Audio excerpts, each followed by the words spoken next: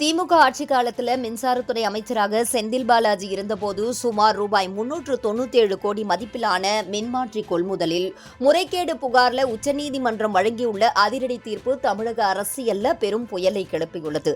சென்னை உயர்நீதிமன்றம் இந்த வழக்கை சிபிஐ விசாரணைக்கு மாற்றி உத்தரவிட்டிருந்த நிலையில் அதனை எதிர்த்து தமிழக அரசின் மின்வாரியம் சார்பில் தாக்கல் செய்யப்பட்ட மேல்முறையீட்டு மனுவை உச்சநீதிமன்றம் தள்ளுபடி செய்துள்ளது.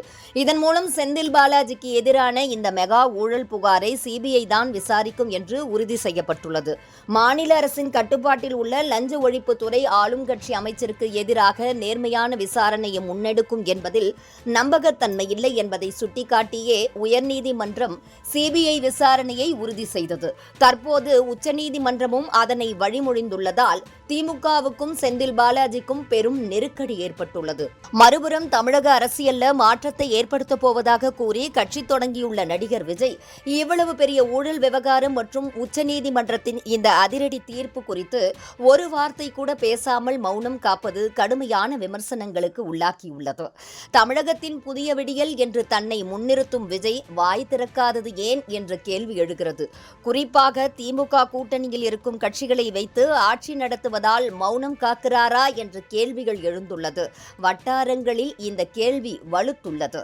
ஊழலுக்கு எதிராக கொடிபிடிப்பதாக கூறும் விஜய் திமுகவுக்கு எதிரான இத்தகைய முக்கியமான சட்ட போராட்டங்கள் மற்றும் நீதிமன்ற தீர்ப்புகள் குறித்து கருத்து தெரிவிக்காமல் பாதுகாப்பான அரசியல் செய்வது அவர் உண்மையில் யாருக்காக அரசியல் செய்கிறார் என்ற சந்தேகத்தை மக்களிடையே ஏற்படுத்துகிறது. கூட்டணி கணக்குகளை போட்டுக்கொண்டு அதன் காரணமாகவே செந்தில் பாலாஜி போன்ற அதிகாரமிக்க அமைச்சர்களுடைய ஊழல்களை அவர் விசாரிக்க தயங்குகிறாரா என்ற கேள்வியும் முன்வைக்கப்படுகிறது.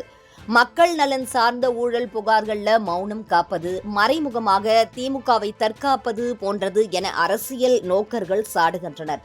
செந்தில் பாலாஜிக்கு எதிரான சிபிஐ விசாரணை வளையம் ஒருபுறம் இறுகினாலும் விஜயின் இந்த தொடர் மௌனமும் கூட்டணி கட்சிகளை நோக்கிய அவரது மென்மையான போக்கும் அவரது அரசியல் பயணத்தின் நம்பகத்தன்மையை பெரும் கேள்விக்குறியாக்கியுள்ளார். நிஜமான மாற்றத்தை விரும்புபவர் ஊழலை உரக்க பேச வேண்டுமே தவிர கூட்டணி ஆதாயங்களுக்காக கண்மூடி மௌனியாக இருக்கக்கூடாது என்பதே சாமானிய மக்களின் ஆதங்கமாக உள்ளது.